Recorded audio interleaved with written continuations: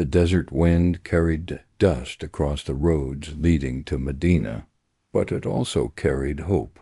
For years the Muslims had lived under the crushing weight of persecution in Mecca. They had been mocked, beaten, starved, and exiled. Families were torn apart, believers were tortured, and the Prophet Muhammad, peace be upon him, himself had endured insult after insult. Yet even through all that pain, the message of Islam grew stronger, not weaker. When the Quraysh finally plotted to kill him, the Prophet, peace be upon him, left his birthplace behind and migrated to Medina. That migration, the Hijra, was not simply an escape. It was the beginning of a new chapter in human history. Medina, then called Yathrib, was unlike Mecca. It was fertile, filled with date palms and gardens, but its society was fractured. Tribes lived there, two major Arab tribes, Aus and Khazraj, locked in years of rivalry and bloodshed, and several Jewish tribes with their own alliances and disputes. Suspicion and mistrust ran deep. The people longed for a leader who could bring peace, someone trusted by all. They turned to Prophet Muhammad, peace be upon him, whose reputation as Al-Amin the Trustworthy had already reached them. They invited him to their city not as a refugee but as a mediator, a leader who could unite them. When he entered Medina, the atmosphere was filled with anticipation. The people lined the streets, singing in joy, welcoming him with words of peace. It was the first time Islam had a home where it could be practiced openly, without fear of Quraysh's persecution. Yet the task ahead was immense. The city was divided into groups that had fought for years. If unity was not established, Medina could collapse into chaos. The Prophet, peace be upon him, knew that faith could not flourish without justice, and justice could not exist without a clear foundation. It was here that the idea of a written agreement, a constitution, took form. This was unprecedented in Arabia. Tribal society worked on oral agreements, shifting alliances, and codes of honor. A written constitution that bound all groups under one framework was revolutionary. Yet Prophet Muhammad, peace be upon him, understood that if Medina was to be strong, it needed a foundation of rights, responsibilities, and justice for all. Before drafting this constitution, he took steps to heal divisions. He paired the immigrants from Mecca, the Muhajirin, with the local Muslims of Medina, the Ansar, as brothers. This bond was not symbolic, it was real.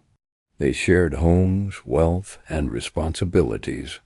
The wealthy among the Ansar opened their doors to the Muhajirin who had left everything behind. This act of brotherhood softened the wounds of migration and built unity between two groups that could have easily drifted apart. But Medina was not only Muslims. Jews, polytheists, and others lived there as well. A city with such diversity could not survive without a clear system that respected everyone. Prophet Muhammad, peace be upon him, did not seek to erase differences. He sought to build harmony. The constitution he drafted became a pact of coexistence, protecting all groups under one framework of justice. The hidden brilliance of this moment lies in how the Prophet, peace be upon him, balanced faith and fairness. He declared Muslims as one community united regardless of tribe or background, yet he also guaranteed rights for non-Muslims. Jewish tribes were recognized as part of Medina's society, with freedom to practice their religion and the protection of the Muslim community. No one was to be wronged or oppressed. All groups pledged to defend the city together if attacked, and disputes would be resolved through justice, not vengeance. For a people used to endless cycles of revenge, this was revolutionary. The Constitution ended the idea that strength lay in blood feuds. It established that strength lay in justice. The Prophet, peace be upon him, positioned himself as the final arbiter, not for power, but to ensure fairness beyond tribal loyalties. It was not just a political document, it was a moral one, rooted in the values of the Quran. The Muslims of Medina now had a foundation to live by. But the Prophet, peace be upon him, did not stop there. He continued to nurture faith alongside justice. He built the mosque, not only as a place of prayer, but as the heart of the community. It was here that people gathered for worship, learning, and discussion. It was here that the principles of equality were lived. The rich and the poor prayed side by side. The powerful and the weak stood shoulder to shoulder. The Constitution also reshaped identity. In Arabia, identity had always been tied to tribe. A man belonged to his clan above all else. But the Prophet, peace be upon him, declared that Muslims were one ummah, one community, bound not by blood, but by faith. This broke centuries of tribal arrogance and created a new sense of belonging that was broader, deeper, and more lasting. For Jews and others in Medina, their identity was preserved, but their role in the larger city was now part of a just system. This dual belonging, religious freedom, alongside civic responsibility, was unheard of in that era. Yet the Constitution was not just words on parchment. Its power was tested quickly. Raids and threats came from the Quraysh, who were furious at the Prophet's growing influence. Inside Medina, small factions whispered, hoping to break the fragile unity. Each challenge could have torn the city apart, but the Constitution gave it resilience. When disputes arose, they were brought before the Prophet, peace be upon him. His judgments were not based on tribal favor, but on fairness. This consistency built trust. Even those who did not share his faith respected his justice. The hidden history here is that the Constitution was more than a political tool. It was a spiritual act. For the Prophet, peace be upon him, justice was worship. He was not building a state for the sake of power, but for the sake of truth. He knew that faith without justice would crumble, and justice without faith would fade. By binding the people of Medina together in this pact, he planted the seeds of a civilization that would carry Islam beyond Arabia. The Constitution of Medina is often remembered as the first written constitution in history. Modern scholars see in it the principles of citizenship, minority rights, and collective defense. But for the people of Medina, it was simply life-changing. For the first time, their safety, their faith, their property, and their honor were guaranteed not by fear or bloodlines, but by justice written and agreed upon. As Part 1 closes, we see how the Prophet Muhammad, peace be upon him, transformed Medina from a fractured city into a united community. He did it, not with swords, but with wisdom, not with force, but with fairness. The Constitution was the foundation, but the journey of testing and proving it was only beginning. The ink had dried on a document unlike anything Arabia had ever seen before. It was not written for one tribe or one class of people. It was written for a city divided by centuries of blood feuds, for a community of believers who had left everything behind in Mecca, for neighbors of different faiths who feared betrayal, and for a future that needed peace to survive. This was the Constitution of Medina, the first written framework of its kind in human history. Its clauses were not crafted in palaces or councils of nobles. They were delivered by a man who had known hunger, loss, and exile, Prophet Muhammad. Peace be upon him was not seeking power for himself. He was building justice for all. Each clause was simple in words but profound in meaning, and together they reshaped society. The Constitution opened with a declaration that Muslims, whether immigrants from Mecca or locals from Medina, were one community and ummah. This was a radical break from Arabia's old tribal system. Loyalty was no longer confined to bloodline. A man's worth was no longer tied to his clan. Muslims were bound by faith, forming a brotherhood that transcended ancestry. It meant that a rich Qurayshi merchant and a poor shepherd from Medina stood equal in belonging, but the Constitution did not stop at Muslims alone. It extended recognition and protection to the Jewish tribes of Medina.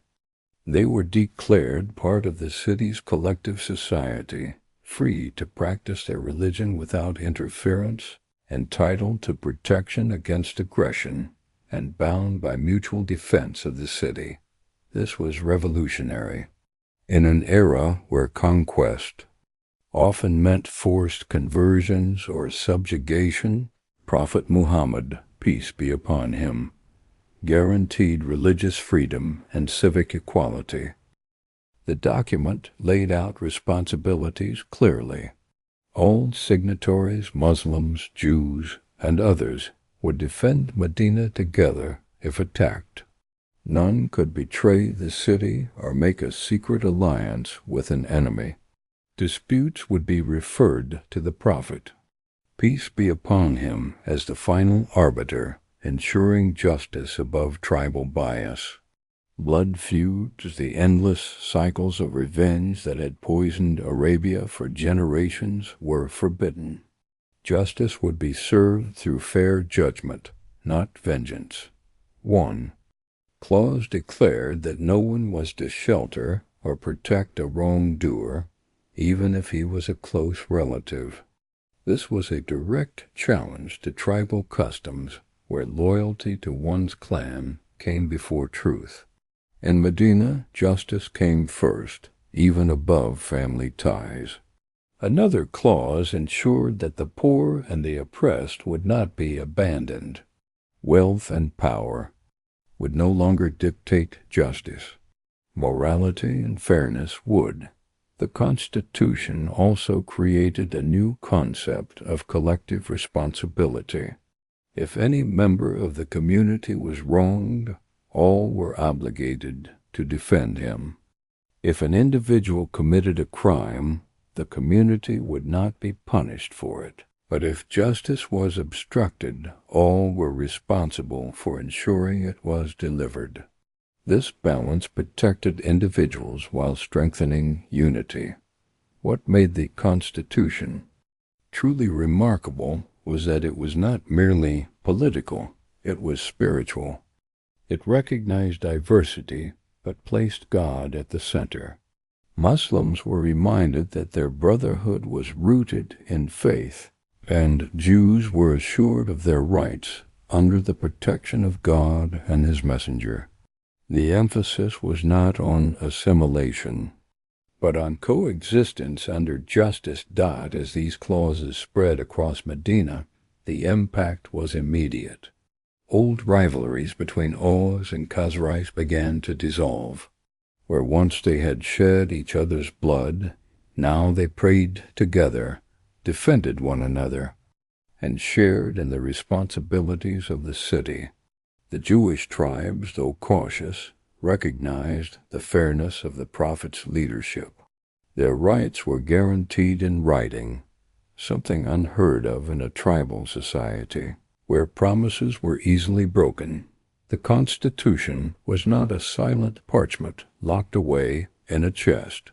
It lived in practice, tested daily by the challenges of Medina. When a dispute arose between tribes, it was brought before the Prophet, peace be upon him. His judgments were consistent, firm, and rooted in fairness.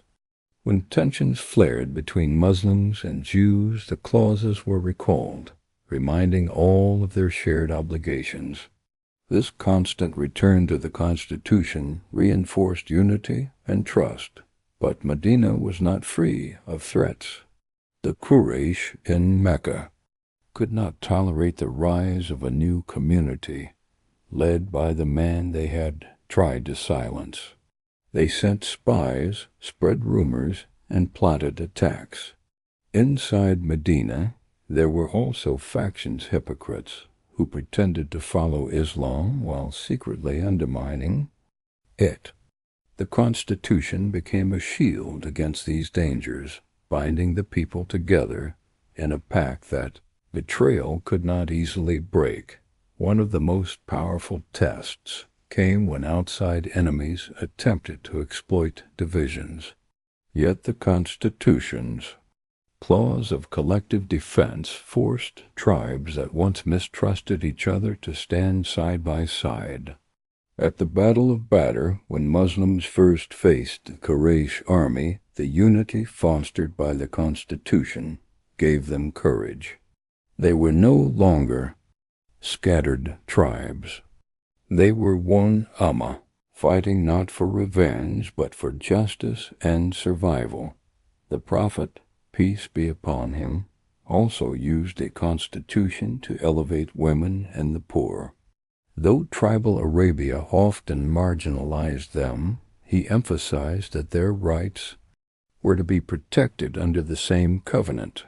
Widows and orphans were no longer vulnerable. Their welfare was a shared responsibility. This protection was a silent revolution, planting seeds that would grow into broader principles of justice in Islamic governance. Modern historians often describe the Constitution of Medina as the world's first written social contract. It contained principles that echo today in ideas of citizenship, minority rights, and rule of law. But for the people of Medina, it was not about abstract principles. It was about survival and dignity. For the first time, they lived under rules that valued them as human beings, not just as members of tribes. The hidden brilliance of the Constitution lies in its balance. It preserved differences but created unity, granted freedom but demanded responsibility, and established justice without tyranny. It showed that governance was not about domination, but about fairness. Prophet Muhammad, peace be upon him, proved that leadership was not about self-interest, but about service. As the years went on, the Constitution continued to guide Medina through trials. Even when some Jewish tribes broke their agreements and sided with enemies, the Prophet, peace be upon him, did not abolish the Constitution. He applied its principles, holding the guilty accountable while maintaining justice for others. This consistency built Medina's reputation as a city of fairness, drawing more tribes to Islam not by force, but by the example of justice. The Constitution also prepared Muslims for greater responsibilities. It taught them discipline, unity, and respect for law, qualities that later enabled them to govern vast lands without collapsing into chaos. The seeds planted in Medina would grow into a civilization that valued both knowledge and justice, carrying Islam beyond Arabia. As Part 2 draws to its close, we see how the Constitution of Medina was more than ink on parchment. It was life in action. It transformed Medina from a city of rivalry into a community of justice, laying the foundation for a civilization unlike any before it. The ink of the Constitution of Medina had bound tribes into one community, but words on parchment are only as strong as the will of people to honor them. Soon the new society faced trials that would test every clause, every promise, and every heart that had pledged loyalty. The Quraysh in Mecca could not sit idle. They had lost control of Muhammad, peace be upon him, and his followers, and worse, his message was spreading. Tribes once loyal to Mecca now looked to Medina. Trade routes that enriched the Quraysh were threatened by this growing power. They vowed to destroy Islam before it grew beyond their grasp. The first great test came at Badr. A caravan laden with Quraysh wealth was returning from Syria.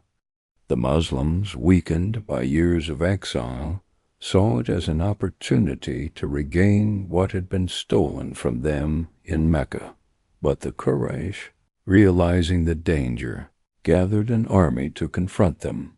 The Muslims were few, barely 300 men, while the Quraysh marched with a force 3 times greater, armed and proud. Yet the Constitution of Medina had done its work. The Muhajirin and Ansar stood together, their loyalty not to tribe but to faith. They fought as one ummah on the battlefield. The Prophet Muhammad, peace be upon him, raised his hands in prayer through the night, weeping for his people. O Allah, if this group is destroyed today, there will be none left to worship you. The next day, against all odds, the Muslims triumphed. The Quraysh were shaken to their core. For the first time, the balance of power had shifted. The Constitution's promise of unity and defense of the city had proven real. Badr became more than a battle. It was a validation that justice, discipline, and faith could overcome even overwhelming force. But victory brought new challenges. Some in Medina who had pretended loyalty, the hypocrites, resented the rise of Islam. They whispered doubts, spread rumors, and tried to fracture unity. The Prophet, peace be upon him, remained patient. He did not punish them simply for suspicion. Instead, he relied on the principles of the Constitution. Actions, not empty words, would determine loyalty. By doing so, he preserved freedom while ensuring justice. The next great trial was Uhud. The Quraysh returned with vengeance, determined to reclaim honor. Once again, Medina prepared. The Constitution required all groups to defend the city, yet not all were sincere. On the day of battle, some hypocrites abandoned the Muslims, reducing their numbers. Still, the Prophet, peace be upon him, led his people to the field. At first, the Muslims gained the upper hand. But disobedience among some archers, leaving their posts for spoils, turned victory into setback. The Quraysh struck back fiercely. The Prophet himself was wounded, his face cut, his tooth broken. Rumors spread that he had been killed. Panic shook the battlefield. Yet even in that chaos he called out with mercy, O Allah, forgive my people, for they do not know. Though the Muslims suffered loss, the Constitution's foundation of unity held. The city did not collapse into betrayal. The Prophet, peace be upon him, returned, bloodied but resolute, reminding his followers that justice and discipline mattered more than momentary triumphs. Uhud taught them that faith required obedience, not just bravery. Soon after, Medina faced its greatest threat, Battle of the Trench. The Quraysh allied with other tribes, bringing a massive coalition to besiege Medina. The Muslims, guided by a suggestion from Salman the Persian, dug a trench around the city, a tactic unknown in Arabia. For weeks the city endured hunger, fear, and constant threat. The Constitution's clause of collective defense came alive. Muslims and their allies stood guard together, night after night, braving the cold and the danger. Inside Medina, however, betrayal struck. Some Jewish tribes who had pledged loyalty broke their agreements, conspiring with the Quraysh. The Constitution was clear. Treachery would not be tolerated. After the battle ended with the Quraysh retreating, their strength broken by storms and division, the Prophet, peace be upon him, held those who had betrayed accountable, ensuring justice without punishing the innocent. It was a painful but necessary act, reinforcing that the Constitution was not a piece of paper to be ignored at will. It was the lifeline of the city. Beyond battles, the Constitution was tested in daily life.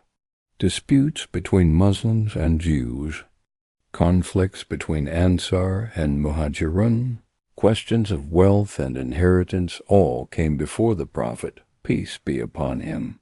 He judged with fairness, never favoring one side over another.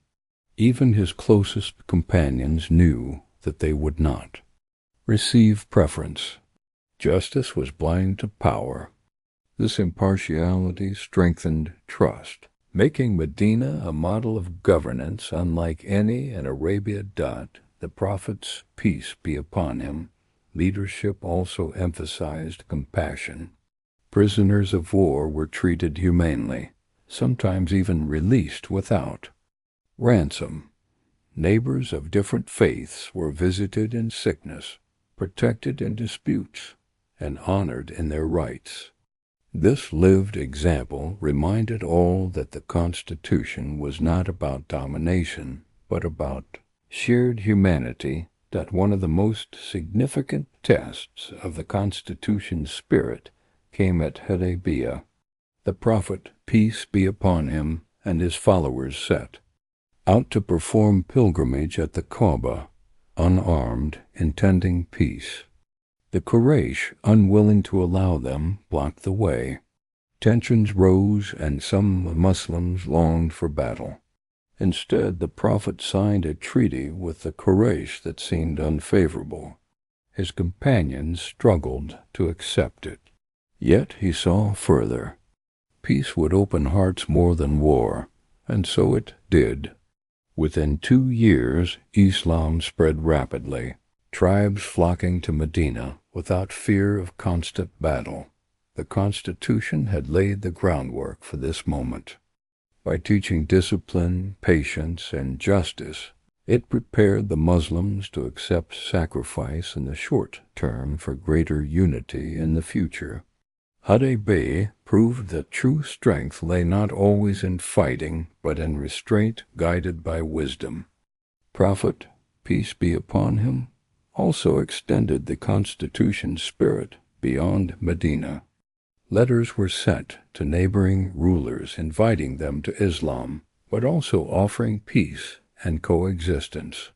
Some rejected, some mocked, but others saw in these words a new vision of governance based on justice, not conquest. Medina was no longer just a city. It was becoming a symbol. The hidden brilliance of this period was that the Constitution did not remain a fragile pact. It evolved into a living system. It guided not only war and peace, but economics, welfare, and daily interactions. The poor were cared for, orphans protected, and widows supported. The Constitution had promised that no one would be left behind, and the Prophet, peace be upon him, made sure that promise was fulfilled. As years passed, the balance of power shifted. The Quraysh, once the strongest in Arabia, grew weaker. Medina, built on unity and justice, grew stronger. The final test came with the conquest of Mecca, the city that had driven out the Prophet, peace be upon him, persecuted his followers and waged war for years, now stood at his mercy. Yet when he entered, he declared forgiveness. No forced conversions, no mass executions, only mercy and justice. It was the Constitution's spirit extended to an entire city dot by the time Mecca surrendered. The Constitution of Medina had proven itself through every trial, betrayal, battle, famine, and temptation. Of power, it was no longer just the law of a city. It was the model for an empire to come. It had shown that justice was possible even in a world of chaos, that unity could grow from diversity, and that faith could guide governance without tyranny. The conquest of Mecca marked a turning point in Arabia. The Quraysh, who had once sworn to destroy Islam, now lowered their weapons and submitted. Idols were removed from the Kaaba, the sanctuary restored to its true purpose of worshiping one God. Yet the victory was not defined by vengeance but by mercy. Prophet Muhammad, peace be upon him, forgave his former enemies, declaring, "No blame upon you today." In that moment, he proved once again that justice in Islam was not about domination, but about reconciliation. With Mecca secured, the entire Arabian Peninsula began to change. Tribes that had watched from a distance now sent delegations to Medina, pledging allegiance to Islam. The city that had once been fractured by tribal rivalries was now the heart of a growing nation, and at its core remained the Constitution of Medina, the covenant that had taught Muslims discipline, unity, and justice. The Prophet Muhammad, peace be upon him, spent his final years consolidating these principles. Medina was no longer a fragile community under siege.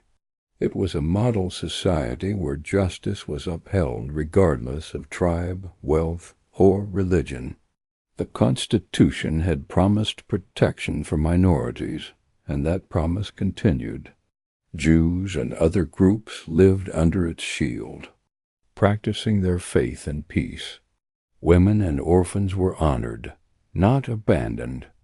The poor were supported through zakat, ensuring that no one went hungry in a city that once knew famine. The Prophet, peace be upon him, also prepared his followers for a future without him.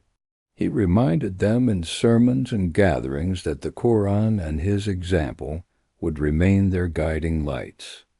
In his farewell sermon at Arafat, before the largest assembly of Muslims he had ever addressed, he repeated the same values that had been woven into the Constitution of Medina: the sanctity of life, property, and honor, the equality of all people, regardless of race or status, and the responsibility to uphold justice. His words echoed through the desert. "O people, all of you are from Adam, and Adam was from dust. There is no superiority of an Arab over a non-Arab, nor a non-Arab over an Arab, except in righteousness." This sermon was more than advice. It was a reminder that the principles enshrined in Medina were universal. What began as a pact for one city had become a blueprint for humanity. When the Prophet, peace be upon him, passed away in Medina, the city mourned. But the Constitution he had established lived on.